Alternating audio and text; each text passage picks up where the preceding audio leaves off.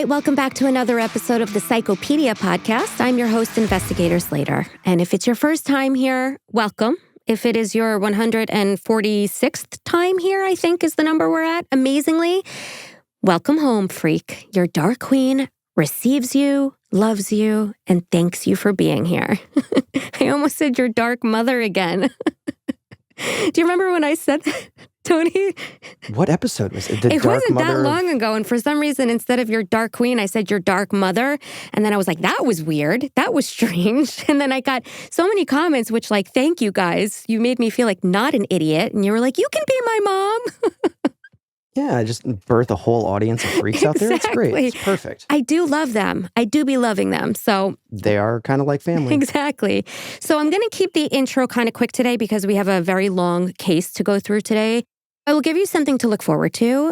Starting in October, we're shifting gears and we are going to turn into Psychopedia for the month, obviously, because it's spooky season. So instead of getting all the sadistic shit in your ear holes to fuck you up, you're going to get really creepy, spooky, bone-chilling, makes your skin crawl content. So, no matter what, I feel like I'm just fucking you guys up and you're welcome. I want to tangent for 1 second because I have a crush. I did have a crush. It needs to be talked about a little bit. I'm going to treat this like therapy. I don't know. I have had a thing for young blood. Tony, I was looking for a reaction from your face because I thought one way or the other, that was going to make you feel something. I have a funny story about young blood, actually, that I will share in a moment. Okay. So anyway, really, really fucking sweating this guy. Like the whole manic, eyeliner smudged, punk Prince of Darkness protege vibe, right? Like a little mini Ozzy type guy.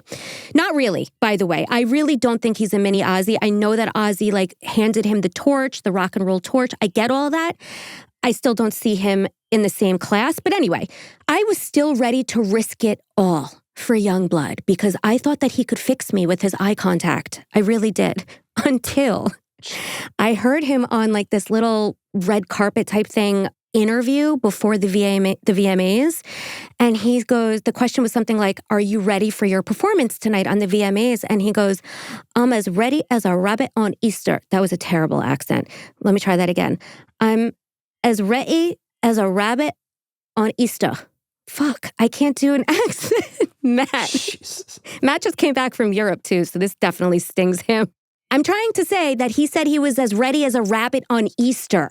And now the fantasy is dead and buried. That one sentence threw cold water all over my young blood fever dream for some reason. It's a terrible sentence. Like, he's done for me, which that's not fair, but it is what it is. I want to hear your young blood story real quick. So we were doing a festival with an artist out in Kansas, somewhere out in Kansas, like Wichita or something like that. And one of our stagehands, people that are working the labor stuff, as our guitar player was walking on stage or something like that, they go, oh my God, does Youngblood play in your band? And I'm like, what? And just this guy went on for 15 minutes. He's like, oh dude, no. I know that's Youngblood. I know that's Youngblood. It has to be. I'm like, do you think that he would be playing as a supporting musician for this artist in the country world? Does that calculate and compute in your head? maybe he could have been practicing. So it's like when Jerry Seinfeld goes to open mic night at you never know, I guess. But yeah. Yeah, right. He's just moonlighting in the country world and playing honky-tonk heartbreaks, Heartbreaks.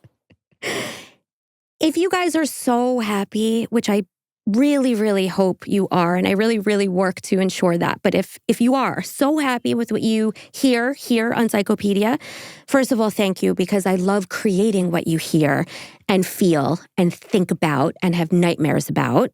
I love doing that for you. But if you find yourself wanting or needing more, I have a place for you. And that is patreon.com/psychopediapod.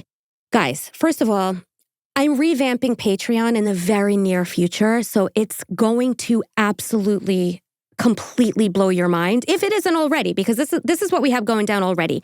Ad-free episodes, a monthly Slaterpedia episode, guest co-hosting with me on a Patreon episode, private chats, behind-the-scenes content, and so much more coming down the pike, because as I said, I'm revamping things as part of a broader rebrand that I have going on. So I definitely urge you to come over to Patreon. Now is the time. We're going to have merch drops, discount codes, like other stuff too that I've been, really thinking about doing for a long time, and I'm finally going to be able to pull the trigger on it. So come on over. I would love to have you. We have 2 tiers. We have the Little Freaks for $5 a month, and we have the Semen Demons for $10 a month. And I welcome you to either. Also, if you don't want to join, I know it's very hard to give up your hard-earned money. I love having you here and now, so thank you for that. I do want to give some propers to some new Patreons we have this week because they deserve it, because like I just said, they are sharing their hard-earned money with me so that I can keep doing what I love. We have Pretty Pitty Princess, Investigator Ergo, nice, Jeez. Mrs. A2 Itch. I really racked my brain, not sure what that means. Let me know, Mrs. Diagnonsense with Dr. Seuss. Love it. Laywoman criminologist, Psycho Gore Javi, and then we had a bunch of one-name drops, like Cher, Madonna, like that type of a one-name. So I'm just going to give you a few in a row. Paige, Zach, Morgan, Galia, and Ray. Welcome, one and all. So grateful to have you. I think that's it, you guys. I want to jump into the case because, like I said at the top, it's a long one. So make sure that you've had, something to eat. You've hydrated, and you're holding on to your hats because it's going to fuck you up. So let's go. Killers don't always carry hunting knives or loaded guns or lurk in shadows and live in your nightmares. Sometimes they walk around local stores carrying shopping lists. They blend into hardware aisles, picking out tape and paint brushes with the same casual ease as you tossing paper towels in your cart 4 feet away. And when they identify you as their target, they're not just after flesh and bone. They want your fear, your silence, and your total surrender. They want the rights to the end of your story and to make it drag out as long and as painfully as possible. This type of killer doesn't need chaos. He needs control. And that makes him amongst the most dangerous type of predator in the world, because he's the one you are both looking right at and the one you don't see coming. This is the story of sexual sadist and murderer Robert Leroy Anderson, a.k.a. the Duct Tape Killer. I'm giving you this heads up now. I'm going to be bouncing around the timeline a little bit, which means that, my ADHD listeners are about to feel seen. For everyone else, make sure you pay attention and keep up. We're going to begin today's episode by talking about a young couple standing at the edge of their future in South Dakota, Piper and Vance Stryle. Piper had once been a homecoming queen in Rio Medina, Texas, the kind of woman who carried sunshine in her smile. She radiated warmth, the kind of warmth that made you feel welcome the second you crossed her threshold. She could hand you a glass of sweet tea and with nothing more than her presence, make you forget the summer heat was cooking you alive. In 1988, Piper's path crossed with Vance's at Canyon View Bible School and Seminary in Oregon. Vance dreamed of ordination, of leading a church, and of bringing people closer to God. And Piper shared his calling. She wanted to devote her life to service too, specifically to work with children, to build a Bible camp, and to weave her faith into the lives of the next generation. They married a year later and soon after welcomed their daughter, Shayna. 2 years after that, their son Nathan arrived, and the couple's dreams began to take shape in the most tangible way possible, with family. By 1991, they'd put down their roots on 40 acres of prairie land just outside of Sioux Falls, South Dakota. Their home was a modest trailer surrounded by fields, but their purpose was anything but small. They launched the Prairie View Bible Camp for Children, a part-time ministry born of their unshakable belief that scripture and kindness could heal the world, which sounds incredible, which I wish I could subscribe to because it sounds amazing. To anyone driving past their property, the rows of wooden pews set up outside looked almost surreal, framed by wildflowers and open sky. It was just a testament to faith in its purest form. It was visible, welcoming, and unwavering. But still, the Stryles weren't content to stop there. In July 1996, they picked up the legal papers to purchase a nearby Catholic church that was scheduled for demolition. And their plan was to restore it, to turn it into their own congregation, and to finally bring their dream of preaching God's word to crowds and crowds of people into full reality. Their future stretched wide open across the prairie, full of promise and possibility. But faith, unfortunately, does not grant protection from earthly scum. And for Piper and Vance Trial, the brutality of what came next would prove in the most devastating way just how mercilessly true that is. At 6:30 a.m. on July 29th, 1996, Vance, who was a 28-year-old plumber by trade, kissed 27-year-old Piper goodbye like he did every other morning before heading out to work. Piper, meanwhile, was in the thick of morning parental chaos, wrangling their 3-year-old daughter Shayna and 2-year-old son Nathan, trying to get them out the door to the babysitter, Mrs. Jordanson. I do not miss those days, by the way, of trying to get toddlers up and moving. I know Matt, our sound engineer and owner of the studio that I'm recording in right now, has 2 kids around this age, right? 3 and 2? Sure do. And it's a nightmare. It's a beautiful nightmare. Nobody jumped down my throat. Do you know, really quick, I got a decaf today, a decaf coffee for the first time in months. Any type of coffee at all. It was decaf. And my barista said to me, she goes, "Oh my God, are you pregnant?" Because it was decaf. And out of my mouth goes, "God forbid, Lucy, bite your tongue." She goes, "Whoa, calm down." I was like, I am done. I am done with the diapers and the toddler stage. I'm out of it. I can't even think about resetting. You have 2 kids as well, right? I do, 11 and 9. People that have 3 blow my mind, to have 2 and then decide, I'm going to have a 3rd one. Oh, I say that all the time to my twin sister. She had a 3rd. Love my nephew. Oh my God, he's my only nephew. But I'm like, I cannot believe you hit the reset button. So she has a daughter in high school now and a kindergartner. I'm like, you're insane. Brutal. That is brutal. So brutal. So once they were settled, okay, right? Once Nathan and Shayna were pretty much ready to get out the door, which is no small feat.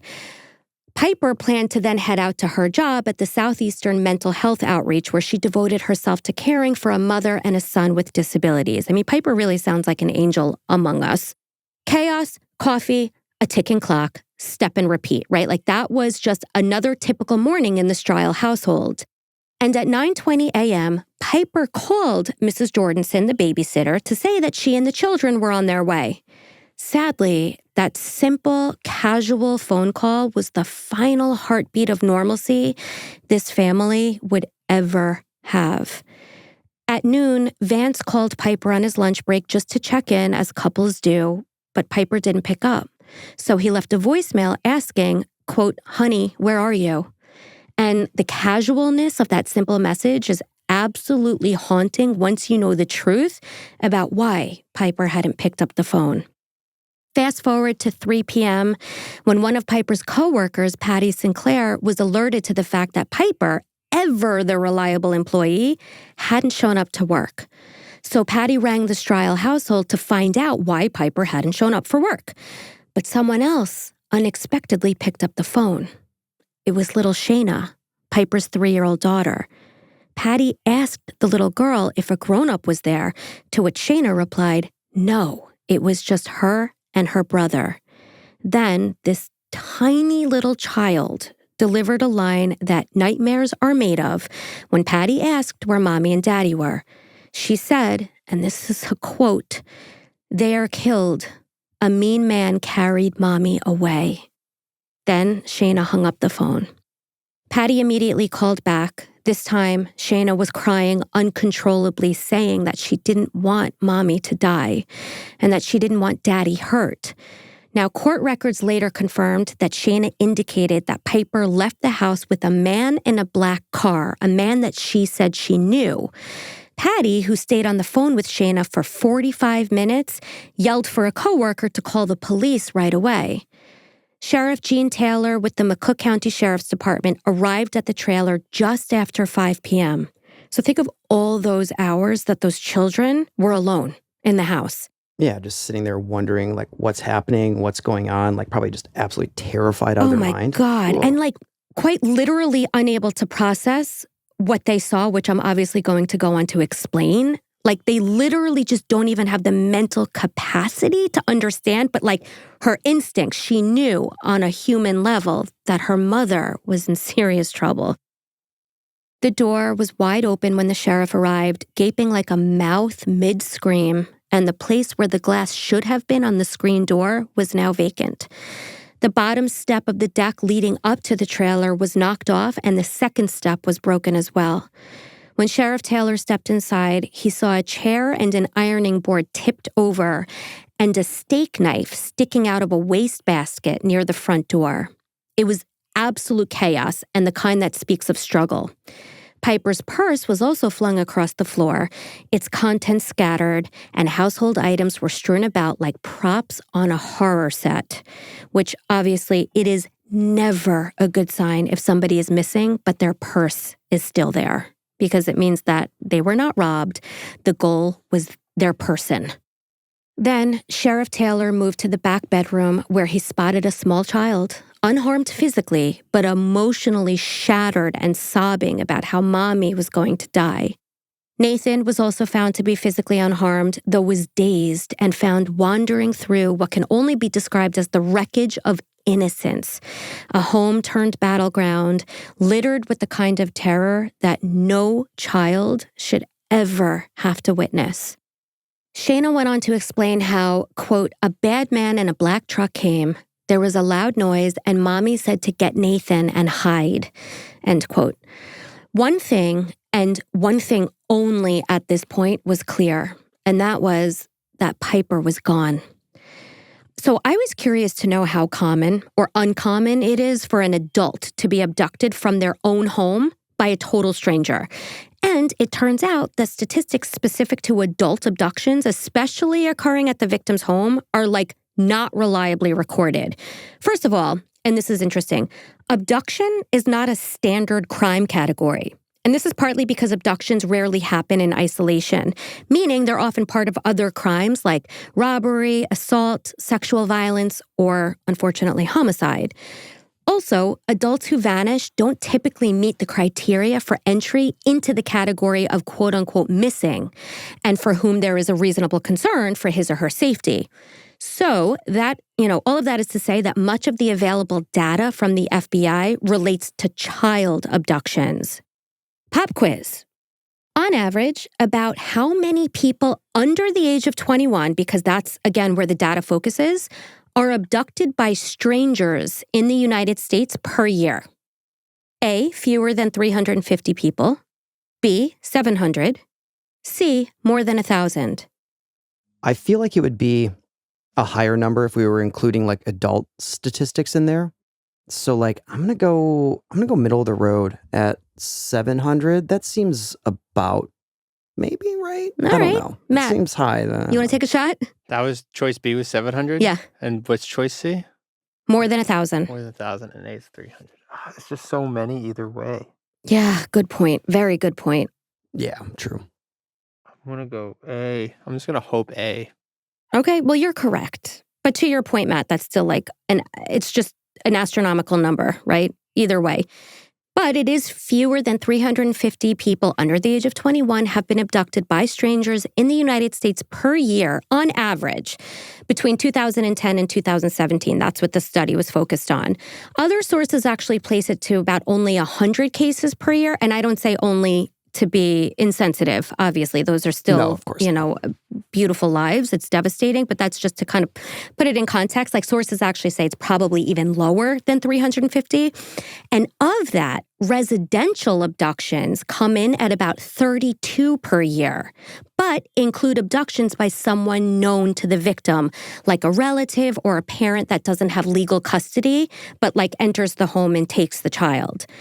Oh, okay. Yeah. Okay. 70% of these incidents, by the way, occur between midnight and 8 o'clock a.m. So lock your fucking windows and doors, please, when you go to sleep at night. Nearly 3/4 of victims are asleep, and in most cases, other children, like siblings, occupy the same room as the victim at the time of abduction, which I thought was really interesting. In half of the cases, the other children detected the perpetrator. So this was just some interesting information, I just wanted to throw in there. Yeah, it's really interesting. I mean, it sounds way lower than what you would expect it to be across the whole country, You know why I think that is? And I might be incorrect here. So, we can all share our thoughts and be wrong, and that's okay. I think it's because it's so absolutely devastating and horrible when it happens that it's plastered all over the media, and we sort of constantly, understandably, are being served this living nightmare that happened. And I think it's just like in our minds, it just becomes something more prevalent than it really is. It's like back in the 80s, right? I used to think that white vans drove around all the time, abducting kids off their front lawns. That was like 100% happening every single second of my life in my head.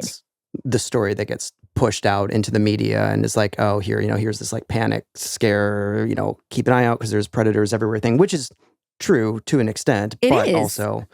Listen, I think teaching the lesson of stranger danger is like crucial to children. So I don't blame, society and parents for wanting to like reinforce like safety. But I do think obviously the media fucking sucks in so many ways. It up in a big way. So negativity sells papers. Yeah. Exactly. If it bleeds, it leads.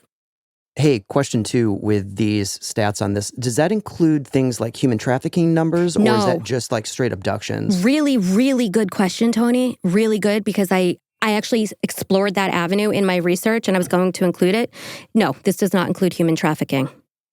So an hour after law enforcement arrived at the Strile home, Vance finally arrived after the sheriff instructed him to get home. And I don't say finally arrived like he was disinterested. He had no idea that his wife was missing all day.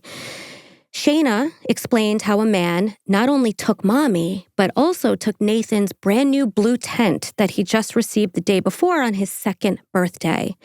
Investigators started questioning locals to see if anyone might have seen anything that could be helpful in figuring out where Piper went and with whom. A construction worker named Donnie Thiel indicated that he'd seen a flat black SUV with black wheels and CB antenna driving erratically, suddenly pulling a U-turn and blowing a stop sign very close to the Strile home. Then, an hour later, he saw the same truck driving west, which was the opposite direction from where he'd seen the truck driving earlier. Donnie's account matched Shayna's description of seeing a black vehicle, and the timing lined up as well. Investigators also confirmed that Nathan's blue tent was indeed missing from his bedroom, but that the plastic poles used to erect the tent were still there. Initially, they theorized that the perpetrator used the tent to perhaps wrap up Piper's body, but that assumption actually turned out to be off the mark. The missing blue tent, however, became somewhat central to the investigation later on, and it led to a breakthrough that changed everything. So, keep the blue tent on ice for now. After searching the surrounding area, law enforcement discovered a spent shell casing from a 9mm handgun found on the Strile's driveway right underneath Sheriff Taylor's car. This shell casing also wound up being incredibly significant, but not yet. So again, we're going to circle back so we can just kind of keep moving with the timeline. For 2 days, investigators searched the trailer and the surrounding area while sectioning it off with crime scene tape. Vance and the children went to Sioux Falls to stay with his parents. So at this point, it's a crime scene. The forensic team bagged a few of Piper's personal effects, including a hairbrush and several blood-stained maxi pads pulled from the garbage can, routine evidence collection that, at the time, seemed like mundane, routine, but would later prove extremely helpful.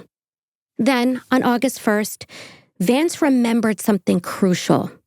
A few days before Piper went missing, on July 26th at 7:30 a.m., a man had come by the trailer asking questions about the Bible camp.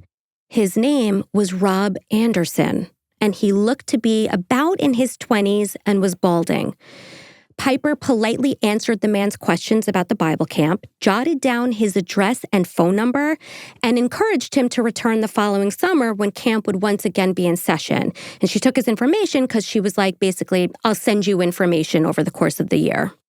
Vance now couldn't find the slip of paper with Rob Anderson's contact information, which was odd because he was certain that he knew where it was. Like, he remembers Piper taking that piece of paper and putting it inside the house. He couldn't remember where the paper was now, and it was gone, but he did remember this man, Rob, saying that his father lived near another man in town. His name was Doc Schaefer, and that they lived close to each other near Lake Vermilion. Okay, so at this point, they have a lead. They have Vance remembering a man named Rob Anderson stopping by. Yes, he doesn't have his address and phone number, but he remembers Rob saying that his father lived near Doc Schaefer. Investigators rushed into town while obtaining information from the DMV on every black Bronco, because that's basically at this point what they determined the vehicle to be, and similar types of vehicles in the area. And sure enough, they got a hit on a 26-year-old man named Robert Anderson, whose father, Leland, indeed lived near Doc Schaefer. Let me tell you a little bit about Robert Anderson. I said that like a real New Yorker. Anderson. Anderson. Hey, Anderson, why don't you get over here? Robert Anderson worked the night shift as a refrigeration technician at the John Morrell and Company meatpacking plant in Sioux Falls. On paper, he might have looked like every other working-class guy in South Dakota. Rumpled flannel, lukewarm coffee thermos in hand, stocky build, hairline on retreat.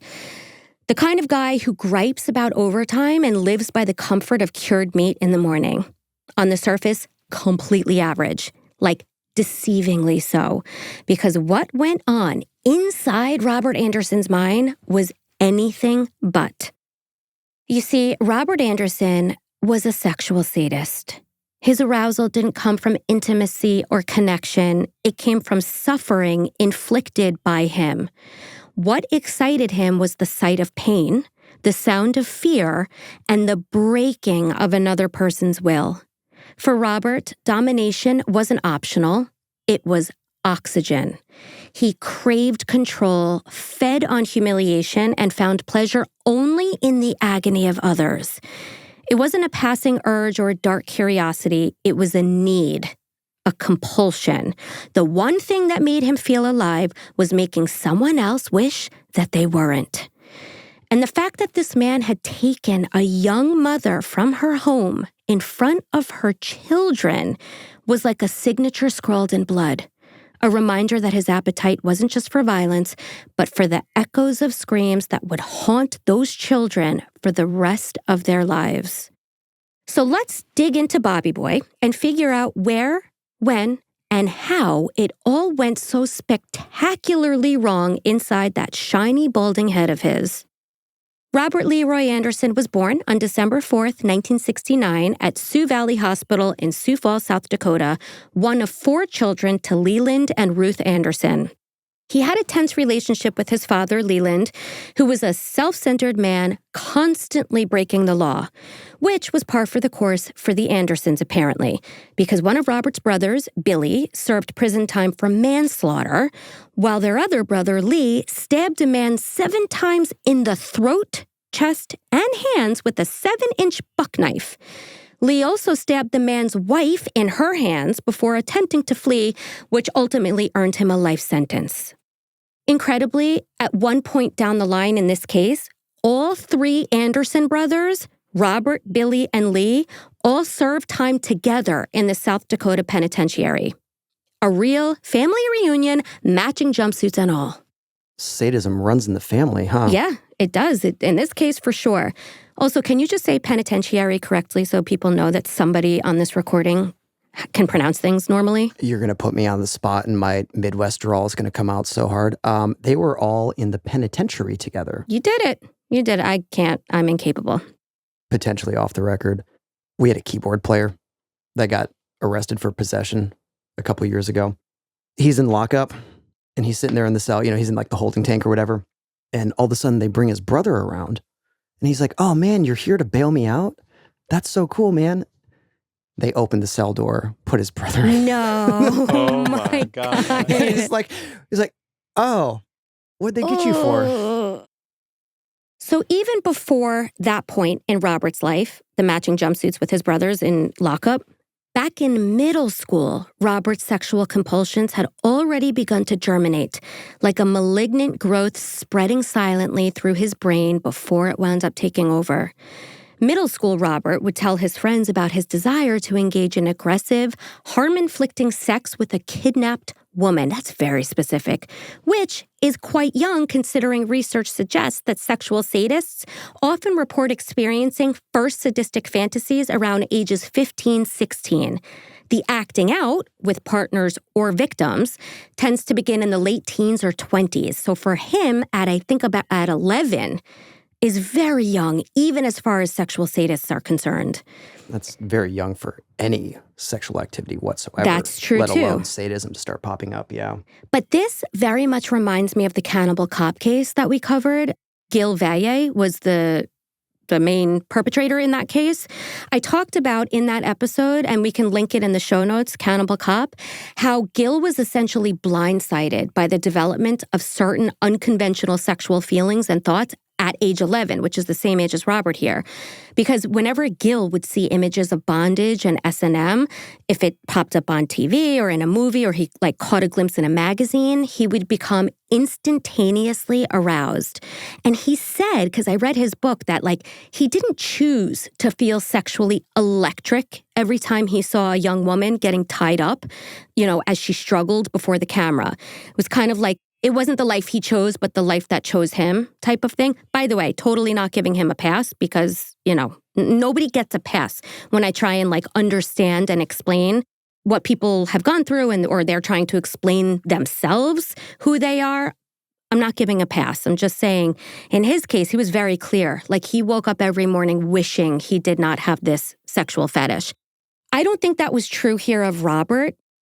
Gil, he kept his urges quiet. He never told anybody about his desire or his, a sexual excitement over watching women getting tied up. And also he had a cannibalism fetish. I mean, he was dark, but he felt immense shame and guilt for harboring those desires, whereas Robert seemed to draw power from his fantasies and twisted them into this sense of entitlement.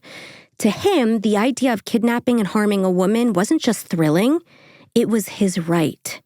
Somehow, Robert continued making his way through school in spite of advertising his violent sexual urges to his classmates.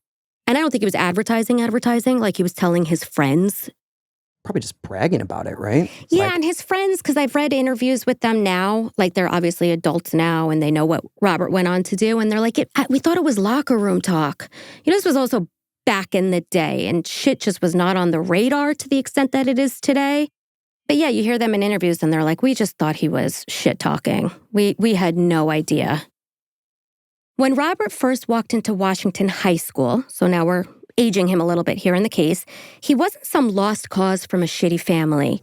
He actually qualified for the Gifted and Talented program, proof that there was raw intelligence in that depraved head of his. But brilliance doesn't matter as much when your home life is complete chaos and your desire to hurt women becomes all-consuming. With no real stability to hold him down and a growing sexual itch that he felt compelled to scratch, Robert basically drifted.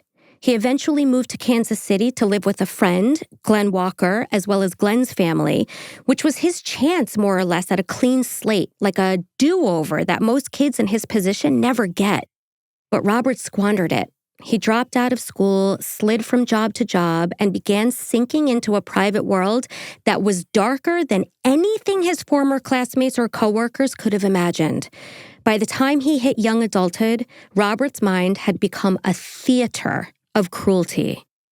At this point, Robert spent hours envisioning how he might stalk a woman and slash her tires before abducting her, cutting off her clothing, stripping her of control and clothing, and binding her into total sexual submission, humiliation, and terror. And this just played on loop in his head every day. Then, in his mind's eye, he'd kill her, likely with a 9mm pistol, before dismembering her corpse. Robert replayed these twisted scenarios in his mind where the suffering of another wasn't incidental, it was the entire fucking point. And each time, he felt a rush, a twisted thrill and arousal that told him he was not imagining anymore. He was rehearsing. It's a very specific set of fantasies and circumstances that he's trying to play out, a very oddly specific, the slashing the tires thing strikes me as very odd because if you're abducting somebody, why would you slash the tires on their car? Well, you're going to find out. Preventing them to get away. Oh, okay. You're going to find out because he literally was staging abductions in his head that he later went on to enact to a T. Oh, so premeditation It was a blueprint. all the way through. Yeah, okay. Exactly. Premeditation all the way through. And also, I think when it comes to sexual sadists, and this is just based on like my research, I don't have like a specific source where this is coming from except my own fucked up brain at this point in the game. I think sexual sadists are planners. I think they are very detail-oriented. Like if you look at Gil, for example, again, in the Cannibal Cop case, his specific fantasies involved women being tied up and served on silver platters for cannibals to eat. Like, that's very fucking specific. You know what I mean? Very specific, yeah. And I think, too, because until they're at a point where they can act it out, all they have are their fantasies for arousal. Like, they're not getting a glimpse on TV. They're not getting a magazine. They're not seeing, a neighbor changing in her window and getting off on that. That doesn't do it for them. They only have their mind's eye. Yeah, that kind of stuff is just too sort of pedestrian, maybe. Exactly. Is the right word for that? Yeah. So at this point, he was rehearsing. By 1989, at just 19 years old, Anderson married 17-year-old Elizabeth Ann Nielsen. How the fuck these people find spouses? But divorced a year later, shortly after the birth of their child. Then, in 1991, Robert had a second child with a coworker named Elaine Edna Gardner, and in December of 1992, they got married and went on to have 2 more children together. So he has 4 kids at this point. Right before abducting Piper's trial, Robert took a job working the night shift at John Morrell and Company meatpacking plant in Sioux Falls, which I referenced earlier. And it was here where Robert began to fantasize about abducting, raping, and killing women that he actually knew and worked with at the meat plant. Robert's job, again, as I mentioned, was to repair refrigerators, with his workstation being located right beneath the conveyor belts used for transporting pork portions for packaging.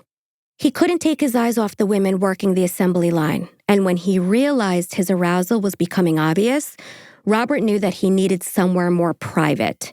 So he slipped into a hidden back room of the packaging plant, his own secret workshop, where he could both fantasize in isolation and channel his sadistic urge to rape and dominate through actual hands-on work. Because once inside his secret little hidey hole of doom, his first little craft project was to ground a triangular piece of metal against an abrasive wheel until the metal piece was sharp as a knife.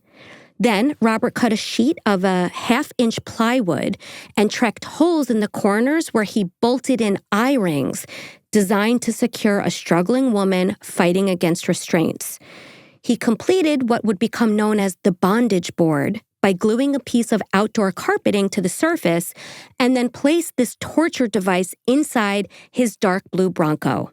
Now, if you're wondering why earlier I said it was a black Bronco, and now I'm saying it's a dark blue Bronco, like if you caught on to that, you get a gold star. We will address this shortly. Is there no manager in this? Was this all in was this like one day that he did this, or was this like over the course of like several days? This was an ongoing project. It was a huge like bondage board. It was first was the plywood, then he's sharpening his little tools for it, then he's drilling holes in, and I don't know how this shit works, screwing in the hooks for the restraints, Popping in back there to like check on. Well, I mean, I guess though, if he's like doing like refrigerator repair in a factory, he's probably like having to fabricate stuff. So they're like, oh yeah, he's just working on like a piece for the refrigerant thing. It's like, oh. Tony, I once scrapbooked at my job, okay? I once made an entire scrapbook of my honeymoon at my first job. Like, if you're trying to fuck around, if you're trying to like goof off, when there's a will, there's a way. I was very young. I have a much better work ethic now, by the way. It would be so nice to be able to goof around at work sometimes. Yeah, not on this job, Tony. Not in this lifetime, Slater. Exactly. Not in this economy. Okay. Just hit auto mix on one of your live tours and walk away. Exactly. That would be great. So We now know that Robert Anderson went on to abduct Piper Stryle, and I will tell you exactly what he did to that poor woman following her abduction. But you see, first, 2 years earlier in 1994, before Piper Stryle, there was Larissa Dumansky. And there was also, horrifyingly, an accomplice. Enter Glenn Walker, Rob's old pal from high school whose family Robert lived with in Kansas City. In the early morning pre-dawn hours of August 27th, Robert and Glenn drove Robert's maroon Monte Carlo, the vehicle he had before the black Bronco that was once a blue Bronco, through the employee parking lot of Morrell's meatpacking plant. Okay, so he and his pal are driving around. After spotting Larissa's minivan, the men parked near it before letting the air out of the minivan's front tire. Then they waited. And this is when those fantasies, those very detailed step-by-step fantasies, come into action. Shortly after 1 a.m., Larissa, who was an immigrant from the Ukraine, left the plant and headed towards her minivan, the one she purchased to accommodate her and her husband's growing family. As Larissa put her key in the door to unlock it, Robert violently grabbed her from behind and said, quote, "Don't say a word or you're dead. And this is why I always walk to my car at night with something sharp between my fingers or pepper spray. All of my senses on high alert. It's not paranoia, it's preparation." Robert threw Larissa to the ground and held a knife against her throat. Then Glenn ran over with a roll of duct tape, bound her wrists together, and threw her into the trunk of the Monte Carlo. They headed toward a remote location outside of town that Robert had previously scoped out and selected. At this stage, Glenn insisted that Robert drop him back home, which Robert did because at this point, Robert had what he really wanted, and that was a terrified, helpless, abducted, vulnerable woman. Robert removed Larissa from the trunk of his car and placed her into the back seat. He began cutting away her clothing, Larissa pleading with Robert to let her go, desperately appealing to whatever shred of rationality and humanity he might have had, telling him that she'd never been with any other man other than her husband. In response to that, Robert raped Larissa for the next 4 hours. I will also mention at this point that Larissa was pregnant. Once Robert finished assaulting Larissa for the last time, he slowly duct taped her mouth and nose shut, winding the tape tighter and tighter and tighter around her head until she was completely deprived of air. Then he intentionally watched Larissa's eyes as her terror mounted and the life drained out of her, killing Larissa and her unborn child. Once Larissa was gone, Robert removed her necklace to keep as a trophy, classic serial killer move, before going back to his friend Glenn so that Glenn could help him with disposing of the body. The men dug a shallow grave near Lake Vermilion, and just like that, Larissa and her unborn child were gone forever. And Robert's urges were only just beginning to sharpen. Less than 2 months later, on November 10th, 1994, he set his predatory sights on 26-year-old Amy Anderson, no relation to him, just ironically, she has the same last name, a young woman who worked at a brokerage firm where Robert conducted some of his business. That night, after finishing dinner with her friend Minerva at a popular Sioux Falls restaurant, Amy got behind the wheel of her car at around 9 p.m. The drive home should have been uneventful, but instead, it became a hunt. A maroon Monte Carlo appeared in her rear view, bumping her bumper again and again like a predator testing the strength of its prey. Amy slowed down, hoping that the car would pass, but of course, it didn't. Instead, the car accelerated, hounded her, and forced her into a panic. Suddenly, Amy heard a metallic clang under her car, and sure enough, when she pulled into Minerva's driveway to check what was happening, one of her tires was leaking air. Amy reassured herself that she had just enough air left in the tire to make it to a gas station.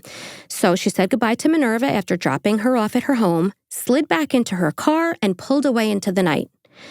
Unfortunately, Amy was wrong. She only made it a mile before she was forced to pull over on the side of the road. And suddenly, Amy was no longer alone. The maroon Monte Carlo pulled in behind her, and out stepped Robert Anderson, and with him, his accomplice, Glenn Walker. Robert lunged and wrapped an arm around Amy's waist and dragged her into his disgusting orbit. Amy was too terrified to scream, but somehow, in a rush of adrenaline, she incredibly managed to fight back. She knocked Robert off balance, ripped herself free, and sprinted into the darkness. For a moment, there was only silence, only shadows, until headlights cut through the black. Amy waved her arms like her life depended on it, because it did, and the car stopped. Amy called 911 and provided police with a description of her attacker. But with no plate number and very little to go on, law enforcement shrugged, and they said that there really wasn't anything that they could do. Instead of shrugging like it was a lost set of car keys, what the cops should have done was treated Amy's report like the attempted abduction it was. I was thinking about it. What should they have done? They could have put out a BOLO, which stands for Be on the Lookout, to other precincts and law enforcement agents. They could have actually canvassed the area and, I don't know, maybe collected the obvious evidence like tire tracks, footprints, or her clothing for DNA. They could have worked up a composite sketch even though we know the accuracy of composite sketches, sometimes they do work out, while her memory was fresh, cross-checked local creeps who matched the description, and at the very least, given Amy some damn victim support instead of sending her home with a pat on the head like a good girl for not being a nuisance. And maybe future lives would have been saved. And so, while Amy escaped with her life, thankfully, Robert walked away, unscathed. And worse, with his appetite unquenched. The terrifying truth of this whole encounter was this. Robert Anderson had just learned how close he could get without being caught. And he also learned that he needed to modify his tactics. Yeah, I mean, that's just a total emboldenment of everything that he's already doing. It's okay, well, it's number one, you didn't get the, urge out of his system. So it just builds up, and then it's oh yeah, I can do whatever I want and nobody's going to come for me. We've seen that a lot though, with these types of killers where they get very close or they have a failed attempt, and it's just oh, actually, Joel Rifkin is a perfect example of that, where it's here's the... Yeah, he had law enforcement approaching him while he was throwing parts, human body parts, into the water. And he's I'm just scavenging for scrap metal. Yeah, don't worry about it, guys. Yeah, nothing to see over here. Right. He had a body in the car. I don't remember the specifics, but basically he was doing something very nefarious, and the cops were in his face. And I think it was Ted Bundy. I referenced it in the Joel Rifkin case, but yeah. Ted Bundy, same exact thing. Law enforcement was hey, everything good? And he's I'm just having a walk or something like that. And he was literally leaving from having just killed his last victim. Yeah, it's oh yeah, man, no worries. It's all good over here. It's guys. It's wild. And listen, cops can't obviously just arrest people because they're creepy or because they have a hunch. No, of course not. But in this case, it really bothers me because this woman was... Well, there's just no investigative follow-up Zero. in any way, shape, or form. Yeah, sure. Not even let's fill out a report, come down to the station. Where were you when this happened? Because they would have learned this. They would have learned that her tire started running out of air after she heard a metal clink. Okay, as an investigator, what does that tell you? You ran something over. Oh, so your tire was leaking air when this car was pursuing you aggressively. Oh, okay, maybe that person did something to your tire. You're now building you're backing into this person's MO, how this person works, his psychology. You can go as far as you want with it. But at the very least, now you kind of have this understanding, hey, everybody, be careful. There's a dick on the road who's throwing shit under cars so that they pop your tires and you have no choice but to pull over, at which point he tries to abduct you. How do you just, not mention it? It kills me. What's the deal with this Glenn guy? So, good question, and we're going to come on to him. So, Glenn Walker, basically, in cases involving sadists, is known as a passive accomplice. So, basically, he's not a real accomplice in a sense that, well, he is. Let me back that up real quick. He was an accomplice in a sense that he helped to abduct these women. And in this Larissa's case, he actually helped to bury her body. Basically, it's like we saw in the Leonard Lake and Charles Ng case. There's always typically a dominant person in a sadistic duo and a passive person. And the extent of that passive person is sort of like determinant upon like their dynamic with each other and how much the passive person or the parasitic person needs to do to get off, basically. In Glenn's case, he was so passive and under thumb with Robert that he started going along with the motions to like appease his friend until it got to the point where it's like, wait a minute, holy shit, I can't do this, drop me home. Yeah, so then he did, right. Come to reality there for a second and was like, oh, this is not actually what I signed come up to for Jesus here. moment. But then went back out with him again. But then went back out with him again because he was, and I don't want to, jump the gun here, but like he comes back into this case and you'll see how and what happens. Gotcha. But it's good to have him on your radar because we do go into it later. So Robert at this point learned that he needed to modify his tactics, right? So he altered his car by installing a custom switch that turned off the headlights, taillights, and brake lights, making him nearly invisible in the dark. He also decided to lose the knife and to start carrying a firearm instead, specifically a 9mm handgun. Then he selected his next victim, whose legs he began obsessing over to a point where he knew he had to have her, had to make her scream, had to sexually assault her, had to make her his. And that victim, with the legs he was obsessed with, was Piper Stryle. Pop quiz. What was Robert doing in the interim to somewhat scratch his sadistic itch? A, he was visiting Larissa's grave and shooting rounds of bullets into the dirt. B, he was spying on female neighbors, peeping Tom style. C, he was hiring sex workers daily to engage in BDSM. Ooh, those are all very, very likely options. A is just kind of strange because I don't know what purpose it would serve for him to like go to the grave and shoot bullets. That just seems, I don't know what itch that's actually scratching there other than just discharging a firearm, which doesn't seem to be like what's actually getting him off. B is spying on female neighbors, which seems the most likely, or hiring sex workers to engage in BDSM. I'm gonna go with B, that he was spying like peeping Tom style. All right, Matt. I'm also gonna go B. Only my thought here is I just don't think he could stop himself with C. Right? Like if he had a sex worker alone somewhere, is he just gonna not kill her then? Right. Good point. Right. You're both wrong. Sorry to say. There we go. The answer is A. So he would Weird. constantly visit Larissa's grave and fire his gun into the dirt. And I hear what you're saying, Tony, like it doesn't really track, like, but it kind of does. Because even post-death, right, like he has control over what's happening right now. Like he has control over her gravesite. Nobody knows where she is. It's also like, almost like True, a trophy. yeah. It's almost like True. going back to the gravesite is like a killer looking at a necklace, which he has of Larissa's, by the way, and reliving that thrill. So I believe it's a sentiment like similar to that. He's reliving it by being close to her. He's also like, nobody else in the fucking world, except for Glenn, knows where you are, but I do. Pew, pew, pew. You know what I mean? But I'm sitting there discharging a firearm and making a giant like, I'm scene going to to the kill you crowd. again Yeah. and again Jeez. and again and again and again and again. You know what I mean? But that was a good attempt, boys. And I like knowing your thinking on things. Swing and a miss. I'm going to say it was like a foul tip. I don't know. Because like, I liked your reasoning a lot. Okay.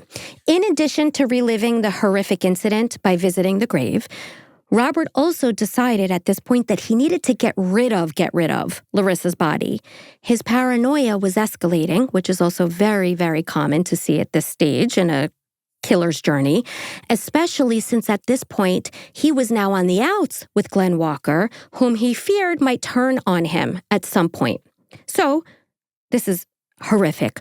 Robert dug up Larissa's skeletal remains and using the sharp blade of the shovel, began dismembering the bones into smaller pieces. He broke each tooth from her skull to prevent identification via dental records, and then piled all of the bones into his new vehicle, which was a dark blue Ford Bronco. So no more maroon Monte Carlo. Robert then threw pieces of Larissa's skeleton into the river, down ravines, and into overgrown ditches. This way, if Glenn ever turned on him and decided to tell investigators, this is where the shallow grave is, there would be nothing there to substantiate his story. So this brings us to the top of the episode, basically. Monday, July 29th, 1996, Piper's abduction. When Robert rang her doorbell, it was little Shayna who answered. When he asked, "Where's your mom?" Shayna innocently pointed to the back bedroom. Robert let himself into their home and raised his handgun at Piper, who stared frozen in shock at the man suddenly standing before her inside the bedroom. She reached for Robert's gun, which was so fucking brave, which discharged and shot a hole through Nathan's blue tent, hence the shell casing found by detectives. There was one on the driveway and one in the bedroom, and screamed for Shayna and Nathan to run and hide. Even as her life balanced on a trigger, all she could think about was her children's safety. Robert eventually overpowered Piper and handcuffed both of her wrists and her ankles. Then he demanded to know where the slip of paper was on which he had previously written down his name and address when he was fake inquiring about the Bible camp, which explains why Vance couldn't find it earlier when investigators initially asked to see it. Piper attempted to dissuade Robert from doing what she knew he planned to do by telling him that she was on her period, which was true. Robert indicated that he did not care. Then, like Larissa, Piper tried to appeal to some semblance of humanity by explaining that her husband was the only man she'd ever had sex with. Again, her words carried no weight. Instead, Robert drove Piper 40 miles away to a secluded location near the Big Sioux River that was covered by dense brush and huge trees. Then, he took out the bondage board. Now, Robert Anderson never explained in detail his vile actions, but it was theorized based on evidence later obtained that he raped Piper repeatedly with a vibrator, a candle, his fingers, and his penis while she was restrained on the bondage board. Then he strangled Piper and watched as her beautiful, innocent life drained from her eyes. So I'm going to bring us back now to present times in the case when investigators received information from the DMV about a dark Bronco belonging to a 26-year-old man named Robert Anderson, whose father, Leland, lived near a man named Doc Schaefer. After tracking down Leland and then Robert himself, a group of DCI agents decided to trail him in his car. DCI stands for Division of Criminal Investigation, which is a state-level law enforcement agency. Meanwhile, another team of DCI agents assembled a photo lineup using driver's licenses images. Vance looked carefully, but could not identify the man who was inquiring about Bible camp. And Shayna, just 3 years old, couldn't pick out the man who had taken her mother, which meant at this point, all investigators had was the fact that Robert Anderson drove a dark Bronco, and that a dark Bronco was seen in the area on the day of Piper's abduction. Meaning, they had nothing. So DCI Supervisor Bob Grandpré decided to approach Robert directly, so badass, in his home to see if he'd be open to answering a few questions down at the police station. And shockingly, or perhaps not, the cocky cocksucker agreed. When asked why he thought the cops wanted him down at the station, Robert the genius actually said, quote, "Well, I suppose it might be about that girl that went missing." I don't know what kind of accent that was. Do you think people in South Dakota sound like that? It's going to be very Midwest. Okay, let me try it again then. "Well, I suppose it might be about that girl that went missing." That is not Midwest. What? But okay. Wait, is it? That's I was so proud of myself. that is yikes. What was that? South? That is a yikes Southern, yeah. Whatever, don't listen to me. I can't even speak normally, and you guys want me to pull an accent? You don't. You never even asked me to speak in an accent. I volunteered it. What's a Midwest accent going to sound like? Like Canadian. What? Do it. Just tell me. I'm not good with accents. You're not going to get me recorded on it. Fine. Listen, Michigan, Tony, you tell me what it sounds like. It sounds like what I sound like. So say it. Well, so with the well, you have to put a P at the end of it. It's not well, it's whelp. Whelp, Okay. I suppose it might be about that girl that went missing. Okay. It's pretty underwhelming. I mean, the whelp was interesting, but Your accent is underwhelming. anyway, Robert at this point basically volunteers, right? He has no idea, presumably, if he was innocent, why the cops would want him down at the station. So when they asked him and he said, well, I suppose it might be about the girl who went missing, like, well done, butthole Bobby. Nothing screams innocence like casually volunteering exactly what you shouldn't know. Investigators pressed him. Why was his Bronco spotless if he was always going on gravel roads? He stumbled at that. Did he own a handgun? He lied and said no. Why was a man matching his description seen near Piper's home on the day of her disappearance, driving a Bronco, etc.? He told investigators that he had returned to the Strile home that day, the day that she went missing, simply to ask permission to use the archery range on their property. Bro, I feel like my kids could come up with a better lie than that. Like, that's insane. Meanwhile, whilst fancy, butthole Bobby seemed like he was fumbling his way through the interview, let me tell you something. An affidavit was simultaneously being prepared for a search warrant on his home and his car. And what they wound up discovering would prove to be some of the most incriminating evidence ever found in a criminal case. But first, pop quiz. What happened next in the course of Robert's interview?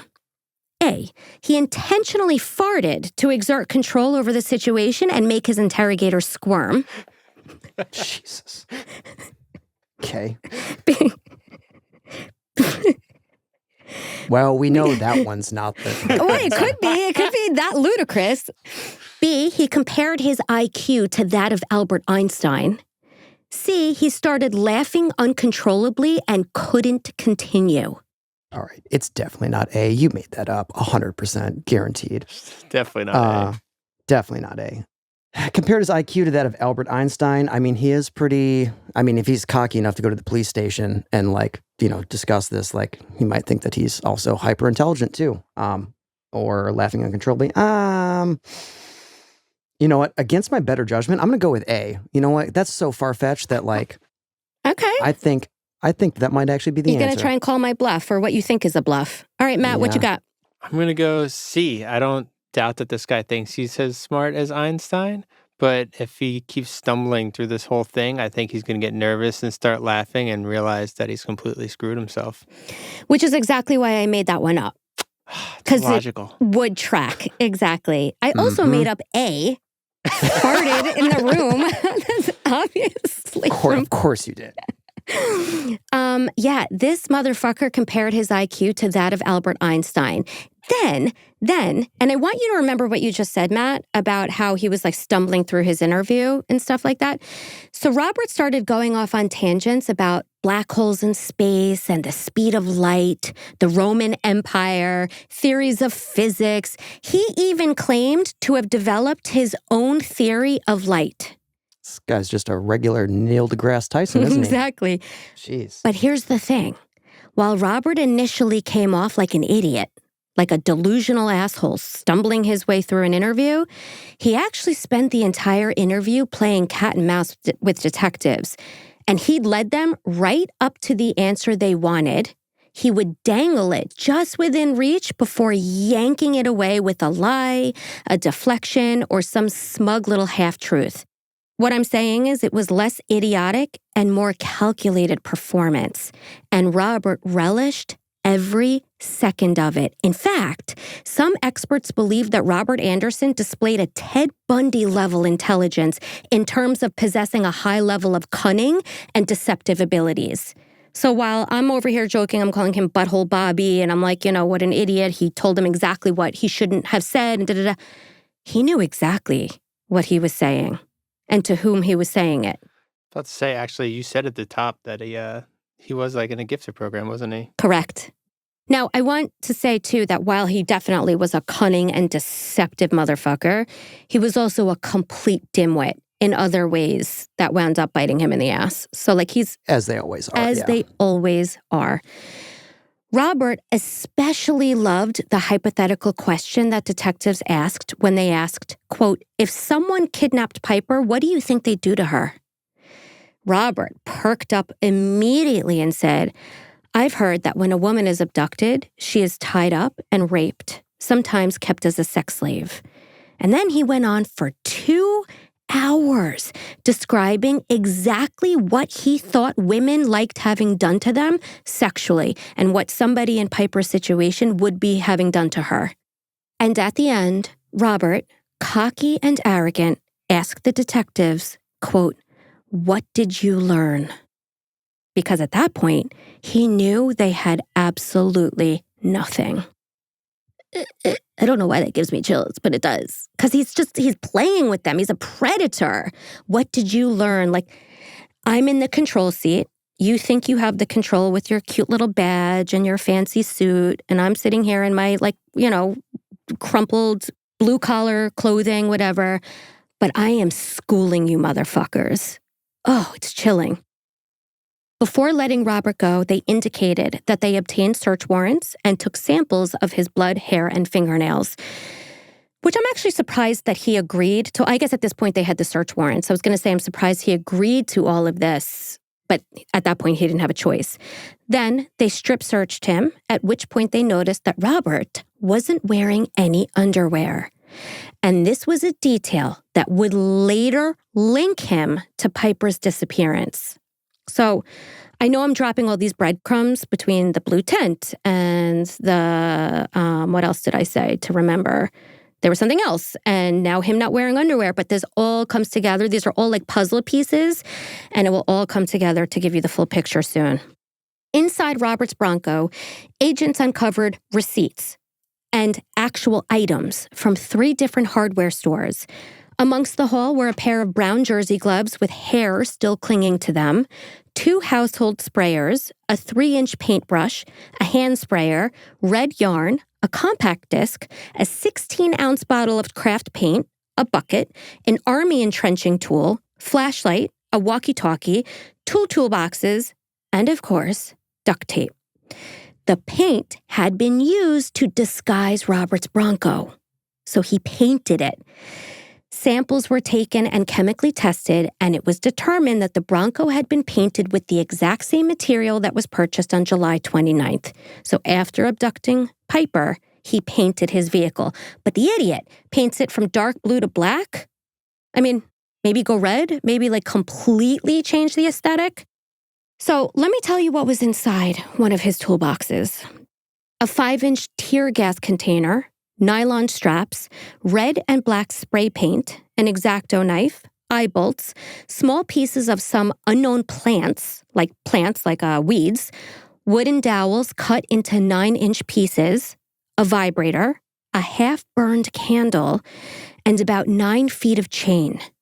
Then, when the back seats of the Bronco were removed, agents discovered a large carpeted platform with eye-rings in the corners, aka the bondage board.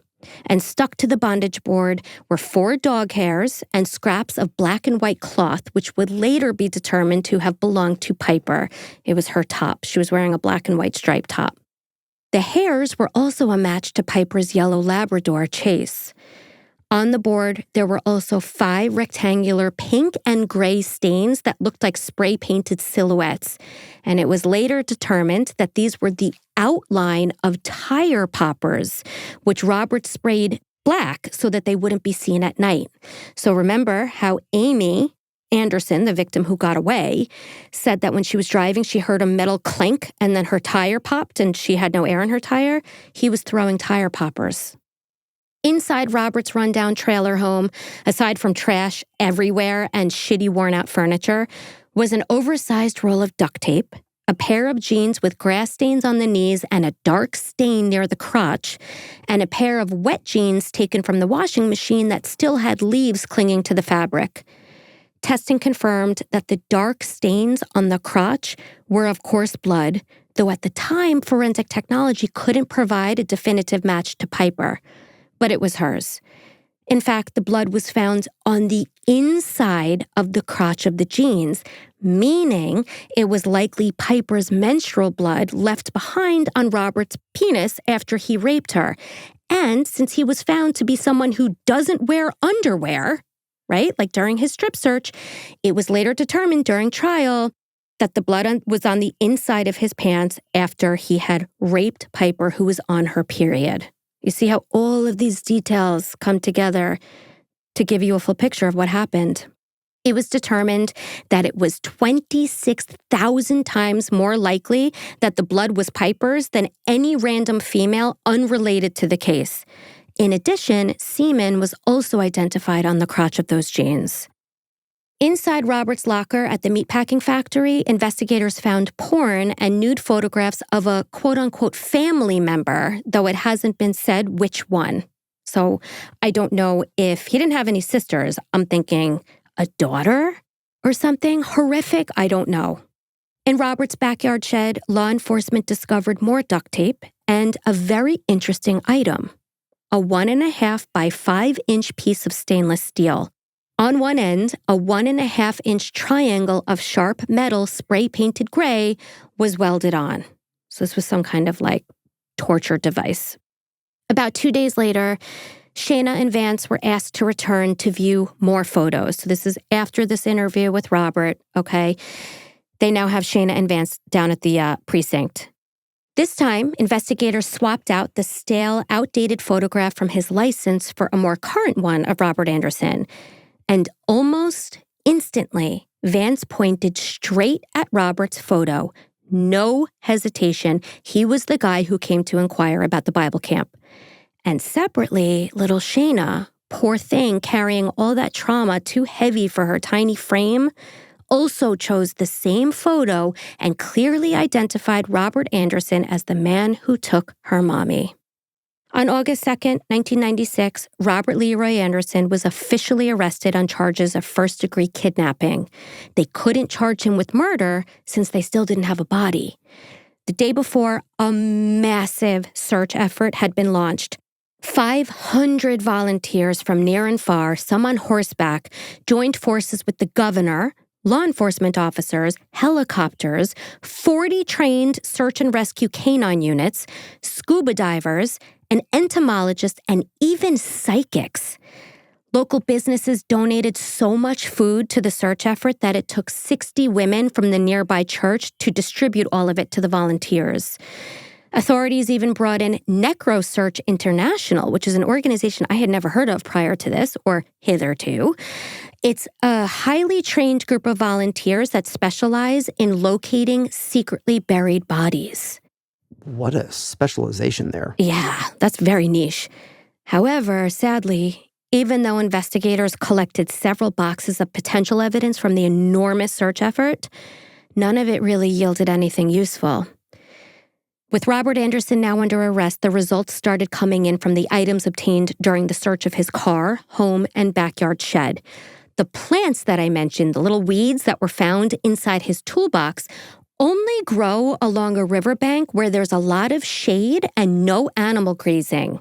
Working with a botanist named Dr. Gary Larson, they located an area along the Big Sioux River to contain black snakeroot or honewort.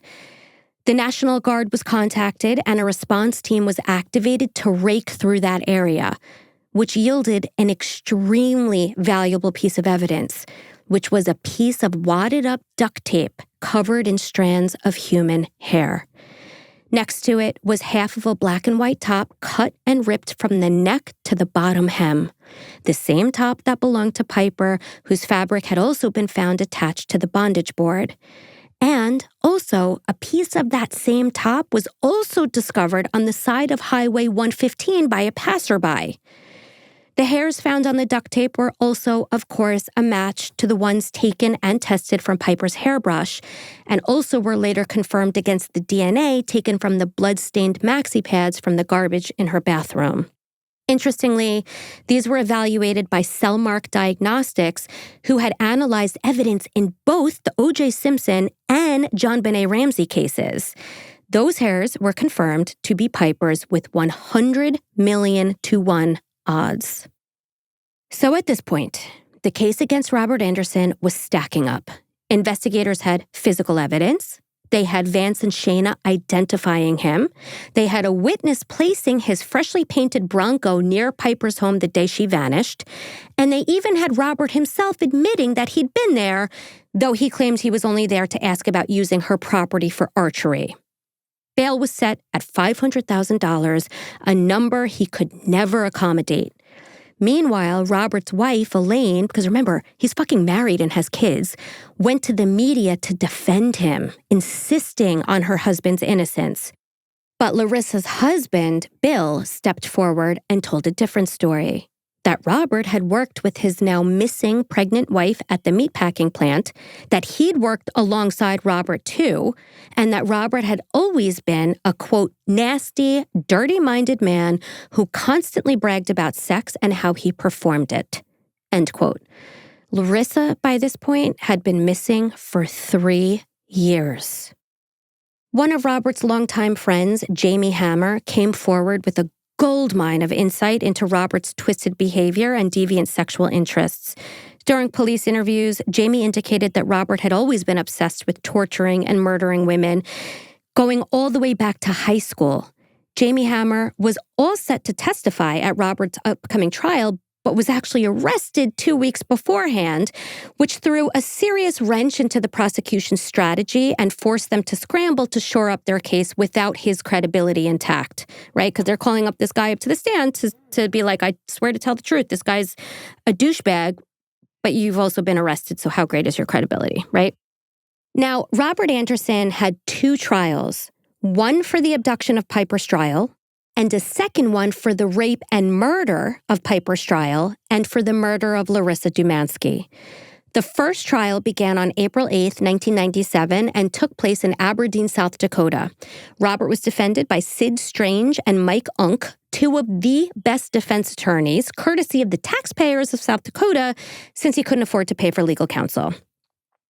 Deputy Attorney General Larry Long, Attorney General Mark Barnett, and Assistant AG Patty Frangjing represented the state. Judge Boyd McMurtry presided, and 13 women and 3 men were selected to sit on the jury.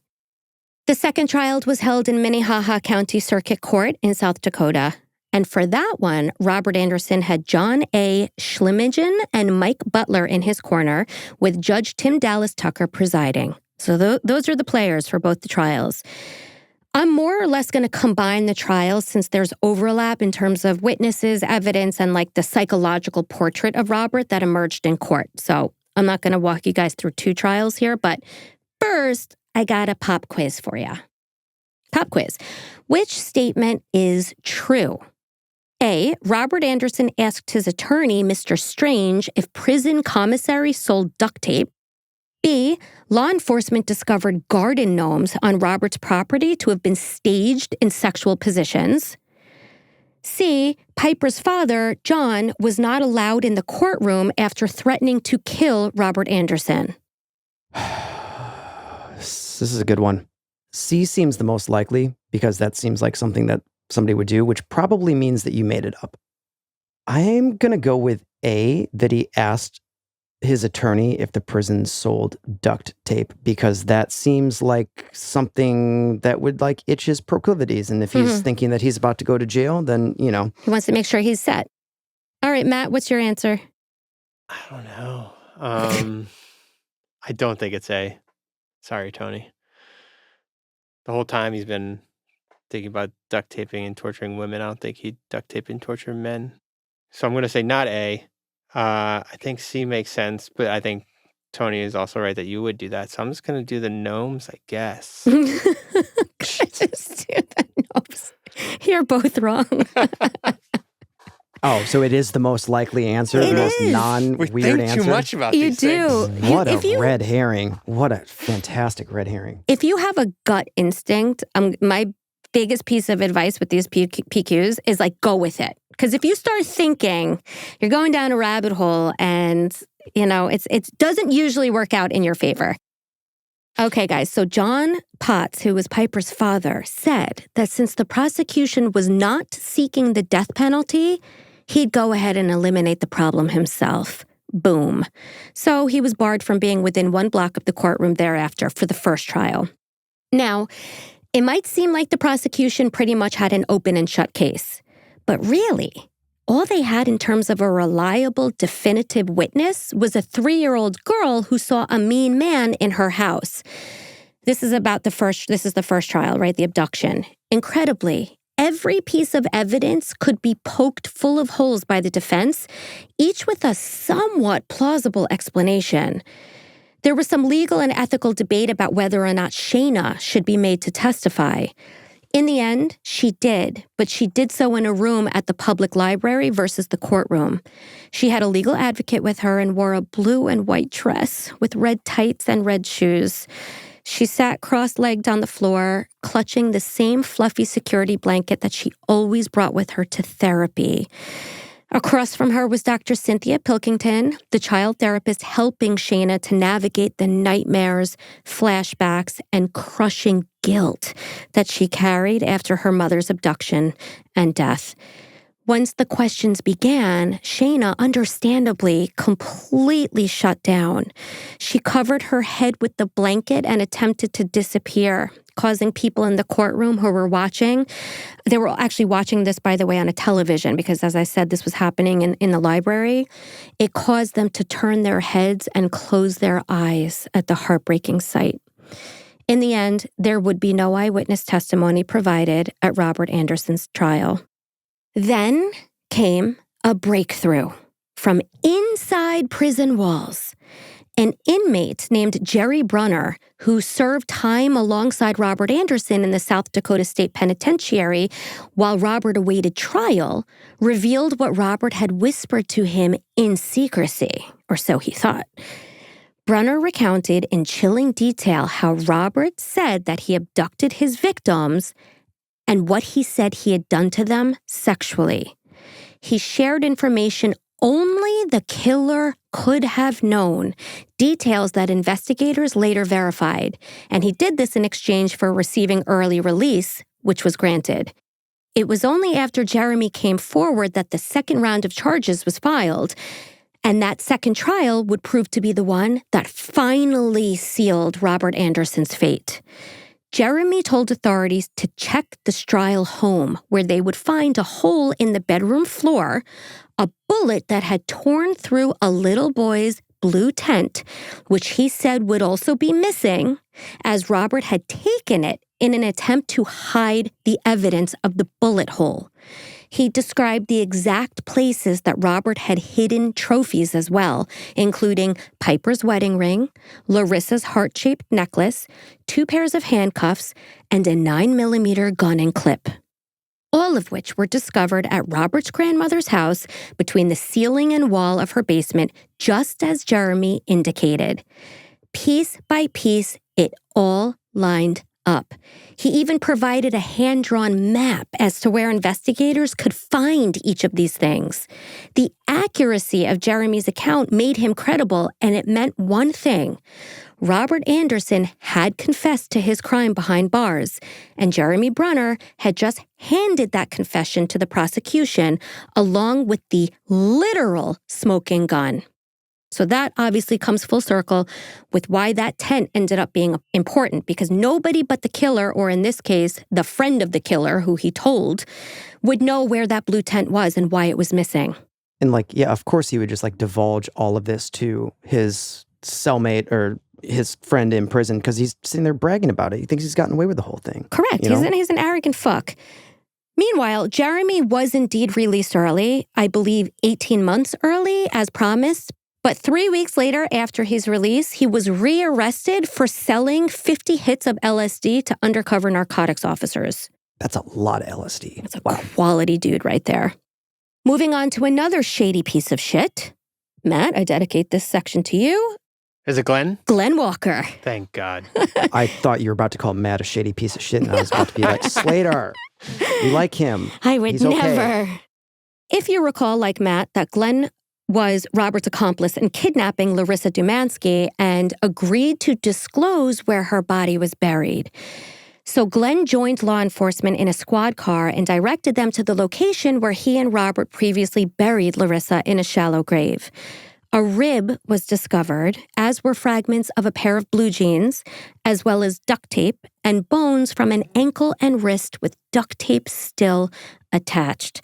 So much for this fucker digging up her remains and thinking he was so smart, knocking out the teeth from her skull and slowly dispensing everything into various waterways.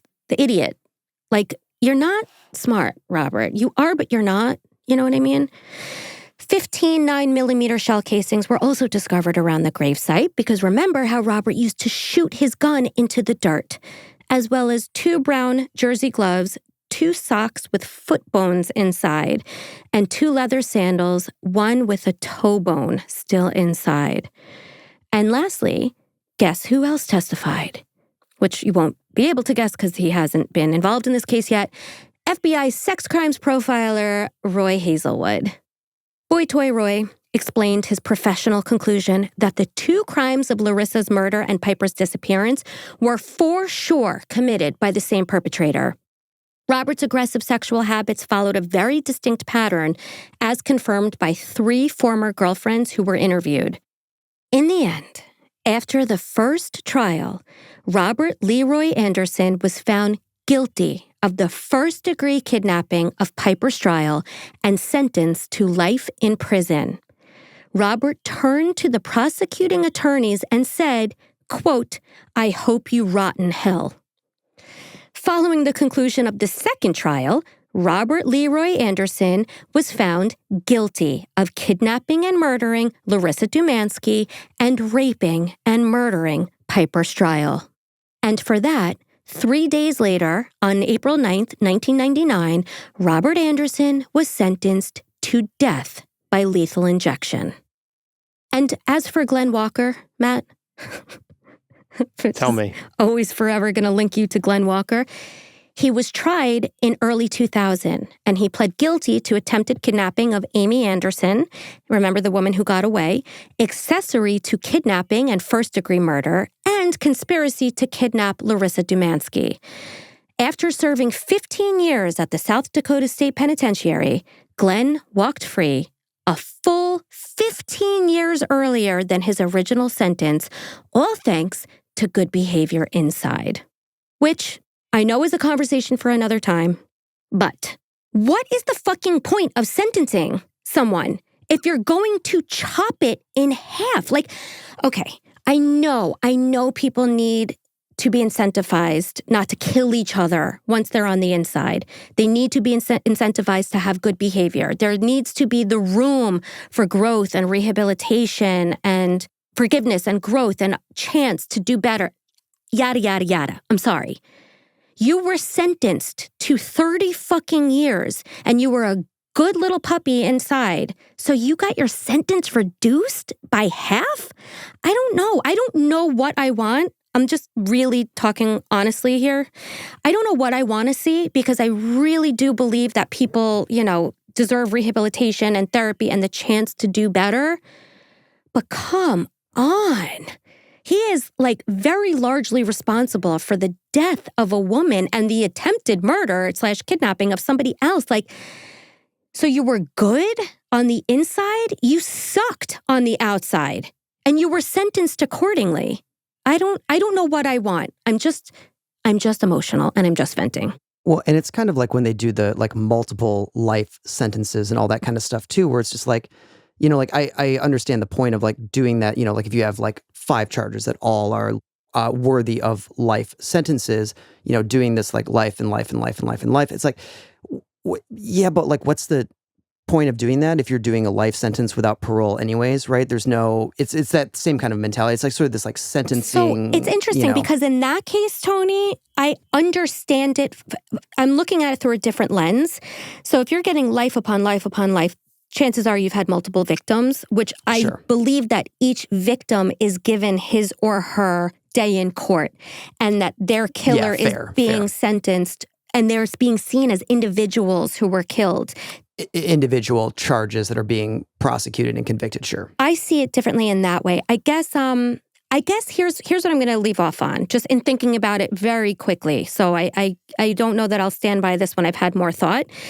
But depending on the level of your crime or the nature of your crime, I think should really determine whether or not early release is even an option. Look, you sold some weed back in the day when it was illegal. Yeah, early release, I'm game. You're a good person on the inside. You were busted with a baggie. Yeah, I think early release in that case, totally. Even, even robbery, desperate times. You find out it was a dad trying to support his family and he was robbing a convenience store for food. I'm not condoning it. I'm just saying these are maybe the circumstances where I would understand the possibility of a reduced sentence. Murder? Kidnapping? No, I'm not with it. In January 2002, Robert Anderson filed an appeal of his death sentence with the South Dakota Supreme Court. And the South Dakota Supreme Court heard Anderson's appeal arguments and were supposed to hand down their final verdict in May of 2003. But that would never happen, because on March 30th, 2003, Robert Anderson was found dead in his prison cell after hanging himself with a bedsheet. Robert's father, Leroy, had also died by suicide a few months earlier from a self-inflicted gunshot wound to the head in December of 2002, which seems like a very abrupt moment to transition to talking about psychology. But we're doing that anyway, so let's talk psychology. According to criminal profilers Boytoy Roy Hazelwood and Stephen G. Michaud, there was sufficient evidence to conclude that Robert Anderson was a sexual sadist who was excited by the physical and psychological suffering and helplessness of his victims. And their assessment was based on 4 key factors. 1, Robert had a very obvious interest in sexual bondage based on the discovery of restraints, the bondage board, of course, duct tape, handcuffs, and other paraphernalia. 2, the evidence presented clear, systematic torture, methodical, cold, and designed to inflict maximum pain, suffering, and humiliation. Remember, there was a vibrator discovered, a half-melted candle. In my mind, I'm like, did he light that candle while he was raping Piper with it? It's unbearable to think about. 3, he admitted to police and even to friends that he preferred anal sex, though his wife wanted no part of it. Now, on its own, a preference for anal sex does not a sexual sadist make. But in Robert's case, it was more telling. According to a 2012 study, anal rape is a frequent feature in sexually sadistic crimes, because in those cases, it isn't just about gratification, it's about domination. Anal assault strips the victim of any illusion of control or dignity and tends to carry heightened physical pain, increased injury risk, and a sense of absolute degradation. So it turns violence into arousal. And 4th, sexual sadists are rarely impulsive. And this is what we touched upon earlier. They are planners, detailed, obsessive, and calculated to the bone. Robert was really no exception. Every purchase, every scouted location, every tweak to his vehicle was part of a blueprint that he'd been laying out for weeks, even months before he ever struck. What's interesting to me, and I'm going off script here, is how much he dropped the ball on the aftermath. I cannot believe investigators went into your car and found your bondage board just chilling. You know what I mean? And yes, they had to pull the seats back. Okay, it wasn't blatantly obvious. They found all your receipts from the hardware store. They found your duct tape. They found your gloves. They found hair attached to duct tape from the actual victim's home. It's interesting for somebody so methodical and calculated, right? You were so fucking sloppy. In 2022, Shayna, now a grown woman with a new name, Shayna Fertig, published a memoir titled A Call to Remember, The Girl Who Wouldn't Testify and the Woman Who Will. In it, she lays her life bare, tracing the arc from the 3-year-old who once cowered in the shadow of her mother's abduction to the woman who refuses to stay silent. By the way, that is not me suggesting that she was cowering in the shadow of her mother's abduction. That's like her sort of premise here for her book. As a child, Shayna was asked to testify against her mother's killer, which was like an impossible request, and she couldn't do it. The weight was unbearable, understandably, and for years that silence defined how the world saw her, the girl who would not testify. But in her memoir, she makes her declaration unflinching and clear. She is no longer that girl. She is the woman who will testify, who will speak, who will tell her own story. That transformation from terrified child to articulate survivor is nothing short of extraordinary, because it's not just about telling her truth, it's about reclaiming the narrative that trauma tried to write for her. It's about turning the worst day of her life into a weapon of strength, not just for herself, but for others carrying unspeakable pain. And that's the difference. That's the power. Shayna didn't just heal. She took the ugliest thing ever done to her and alchemized it into resilience, into empowerment, into a roadmap for survival. That is not victimhood. That's not even survival. That is straight up epic. As we wrap this case up, let's remember that while we've spent a lot of time dissecting the duct tape killer, the real spotlight belongs to his victims and the survivors who refused to let him define them. Shayna and Nathan Stryle, children, babies really, forced to witness a nightmare no child should ever endure. Yet somehow, they both survived. Somehow, they grew, found love in new homes, and built lives of their own. Today, they stand as living proof that resilience is not a cliche, it is a blood-earned truth. To say nothing of their father, Vance, who was left to raise two traumatized children alone, without his wife, without his love, without the future he thought he was building with a lifelong partner. He carried on, not with the life he originally chose, granted, but with the life that was handed to him as a result of the precious life that was taken. Amy Anderson, the woman who fought back, outran a predator who almost certainly would have killed her, and then found the iron strength to take the stand against Robert so that he could never hurt another woman again. Survival was her first act of courage. Speaking out was her legacy. Larissa Dumansky, 29, from Ukraine, chasing the American dream, a devoted wife and excited mother-to-be. Her life and that of her unborn child were stolen in the most brutal way imaginable. But her memory lives on in her husband, Bill, and the countless people she touched during her time in South Dakota. Piper Stryle, a loving wife and mother whose last moments on earth with her children were spent protecting them. She devoted her life to family and faith. And while her remains have never been recovered, her legacy lives on in the children she protected, the community she touched, and the strength her story continues to inspire. These names, Shayna, Nathan, Vance, Amy, Larissa, Piper, are the real story. Robert Anderson wanted control, domination, and total erasure. What he left behind instead was defiance, memory, and voices louder than his violence ever could be. Evil leaves scars, yes, but it never erases memory. The last word belongs to those who carry their stories forward. And that is the case. So, I want to recommend a book that I read during my research. I'm going to just shake myself out of this headspace, which I recommend. It was written by Phil Hammond, and it's called The Duct Tape Killer, The True Inside Story of Sexual Sadist and Murderer Robert Leroy Anderson. And, of course, Shayna Fertig's memoir, which again is called A Call to Remember, The Girl Who Wouldn't Testify and the Woman Who Will. Very powerful memoir, obviously very horrific case. And as such, I do feel the need to offer a palate cleanser, if I may.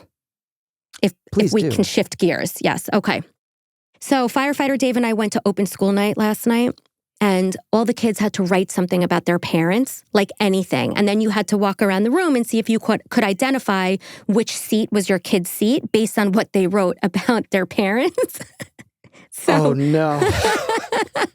Mommy is a murderer. So I'm reading through these, and it's a total mixed bag. Like one kid wrote, my mom's a lawyer, my daddy's a doctor. Like, why aren't you at private school, by the way? Okay. Another one wrote, my mom makes the best food, my dad can slam dunk. Like, cute, sweet, right? Then I get to what can only be my son's. And it says, my daddy is a superhero, and my mommy's on the dark side. Tracks. Yeah. What? I mean, accurate, but also like, holy shit, am I scarring my children by being obsessed with true crime? Like, other kids think that their mom's a good cook, and like, mine thinks I'm plotting murders in the basement. Imagine if he had to draw a family portrait. Like, I'd be standing in a pool of blood holding a knife if it's up to him and like what comes out of his brain. I'm going to have to clear this up before a therapist needs to. So, Or just you crouched over a laptop. Exactly. In the middle of the night. My mommy's piled on up the everywhere. dark side. Jeez. I mean, it's also fantastic. So part of me likes it and might want that on my tombstone one day. Anyway, it's been a very, very intense month. So if you've made it this far, you are the realest of the real. And I thank you so, so much. And I honestly cannot wait to see you guys back here in October for Psychopedia, because obviously everything is going to be true crime. That's what I do. That's what we do together. But it's all the cases, all the episodes, and there's going to be a lot, are going to have a very spooky, creepy edge to it. So, you know, it's spooky season. I have to. I live for this shit. I'm already decorating for Halloween, and it's September 10th for reference. So we're going hard. Again, everybody, if you would be so kind as to subscribe to the Psychopedia podcast, where you can do that wherever you're listening to this right now. It helps tremendously. And as always, maybe consider doing your part and leaving a heart in the comments wherever you're listening to this. Again, means so much to me. I feel like we connect in those moments when my eyes rest upon the heart you leave or the comment you leave. Thanks for listening. Bye.